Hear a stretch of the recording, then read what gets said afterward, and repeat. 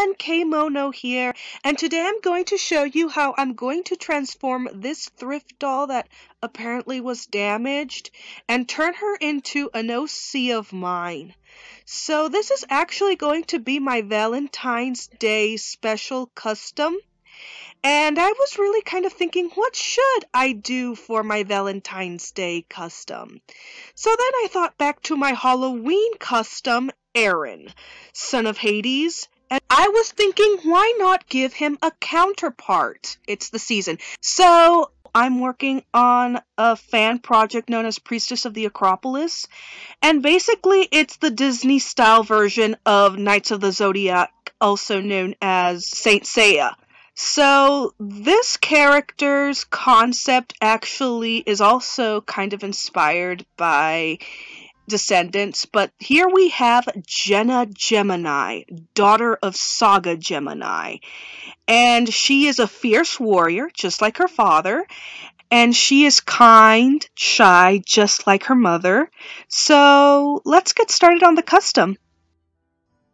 So the first thing we're going to do is get some steaming hot water and a plastic Ziploc bag so we could put the head into them. So like that we could loosen up the vinyl and pull out all the hair from her head. I used the Ziploc bag so like that I could protect her from the hot water. After that's done, I go ahead and start applying thin acrylic paint layers until I get a nice opaque look. Then I go ahead and put a final skin tone and seal it with varnish and Mod Podge. I let her dry and then I go ahead and start painting her face on.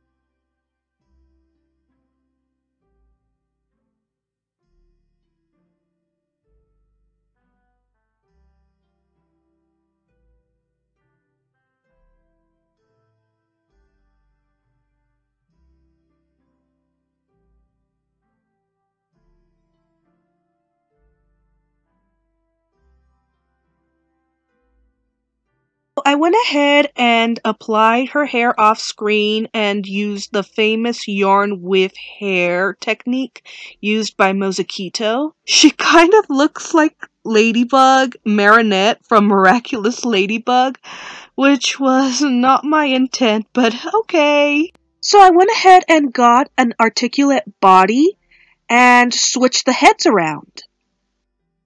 After that, I went ahead and made this little slip out of a cotton swab and just glued around little rose petals to it. And I obviously glued on the Velcro.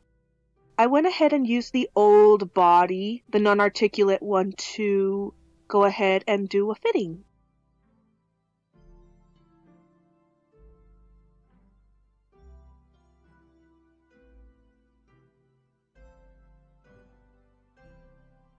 It fits! Yay! What I wanted to do for Jenna's armor was kind of take Integra / Peridot's design, but I also wanted it to be faithful like her father's armor. So I went ahead and drew up a concept that was very similar to both of them and combined different elements. So using that concept, I made a pattern using Dollightful's method of making armor, glued it together, and then spray painted it gold.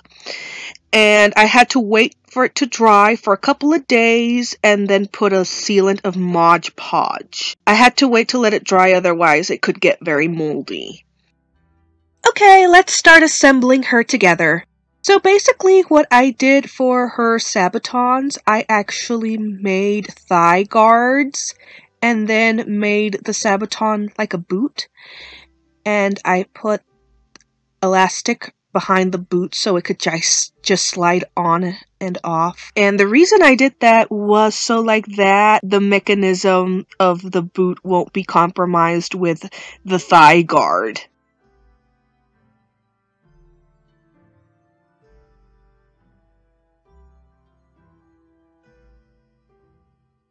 I went ahead and removed the hands so I could go ahead and slide on the bodice of the armor and her gauntlets. And the reason I removed her hands is so like that they won't get caught up in anything. And once I'm done assembling her top and putting on her gauntlets, I go ahead and snap her hands back on. Don't forget to put on her helmet! This actually was the cutest part of the entire custom. It was a bit tricky at first, but I really love this helmet. Go ahead and post on the comment section if you would like me to give you a tutorial on how to make this Gemini helmet. The last thing I decided to do was add a small detail, and it's actually this nice tulle cape. You can't really see it, but it's actually pink and blue, and it gives that nice cutesy aura that goes really well with the armor. And here she is!